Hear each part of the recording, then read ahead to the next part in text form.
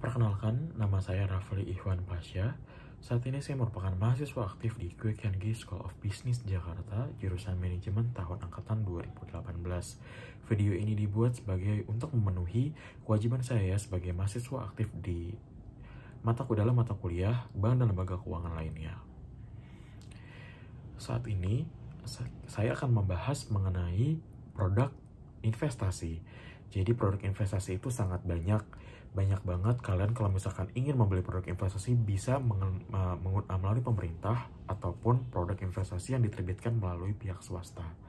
Yang akan saya bahas di sini adalah mengenai produk investasi yang diterbitkan dari negara. Banyak banget jenis produk investasi, salah satunya adalah deposito. Ada juga reksadana, ada juga obligasi. Nah, obligasi ini yang kita akan bahas pada kesempatan kali ini. Obligasi sendiri adalah surat utang negara yang diterbitkan oleh pemerintah yang penjualannya disalurkan melalui mitra-mitra yang telah ditunjuk oleh pemerintah dan memiliki jangka waktu tempo yang telah ditentukan juga. Nah, untuk obligasi sendiri ini biasanya jangka waktu jatuh temponya adalah 3 tahun. Nah, selama 3 tahun itu uang kalian nggak bisa diambil nih.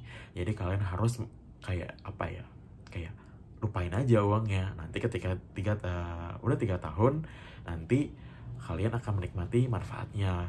Nah, selain itu, ada beberapa manfaat juga yang kalau misalnya kalian melakukan investasi dengan membeli produk obligasi. Nah, obligasi sendiri itu mempunyai beberapa manfaat, yaitu kalian setiap bulan akan mendapatkan bunga. Bunga sendiri ini setiap bulannya disebut kupon kalau dalam produk investasi atau produk ori. Nah, selain itu kalian juga akan mendapatkan capital gain atau pertumbuhan. Nah, dalam obligasi ini kalian akan mendapatkan keuntungan yang dimana dihitung dari nilai penjualan dikurangi dengan nilai pembelian pada saat kalian pembelian obligasi pertama kali. Nah, hasil sisi tersebut itu akan mendapatkan capital gain kalian. Selain itu, obligasi retail Indonesia sendiri itu bisa digunakan sebagai agunan. Jika kalian ingin membeli sesuatu yang dibutuhkan sebuah agunan, nah obligasi ini tepat banget sebagai agunan kalian. Nah, selain itu, obligasi ini bunganya juga lebih tinggi dibandingkan bunga deposito bank, baik di bank swasta maupun di bank BUMN.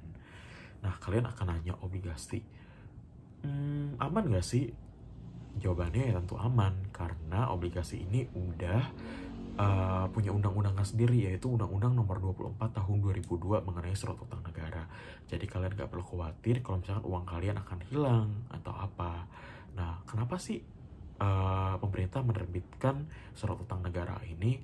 Jadi pemerintah itu butuh alokasi dana yang akan mereka gunakan untuk pembangunan infrastruktur atau pembangunan untuk mengembangkan negara Indonesia ini.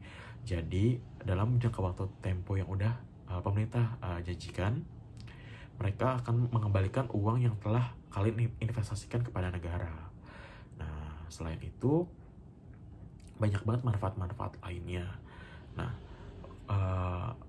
ini kan bulan Juni ya. Nah, bulan Juni ini kebetulan ada nih pemerintah baru menerbitkan kembali produk investasinya, yaitu obligasi retail Indonesia yang ke-17.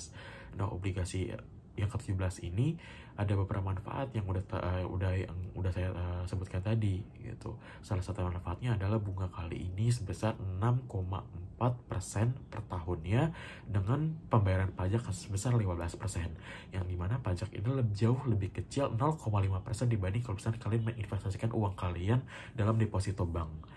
Nah, lebih untung kan, karena pertama bunganya lebih besar, terus pajaknya juga lebih kecil. Jadi kalian akan bisa merasakan manfaatnya jauh lebih banyak dibanding kalau misalkan kalian menginvestasikan uang kalian dalam produk-produk investasi lainnya.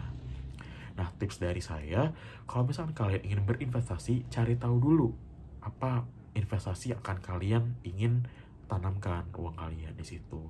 Selain itu, apa aja resiko-resikonya kalau misalkan kalian berinvestasi di produk-produk tersebut gitu, high atau low.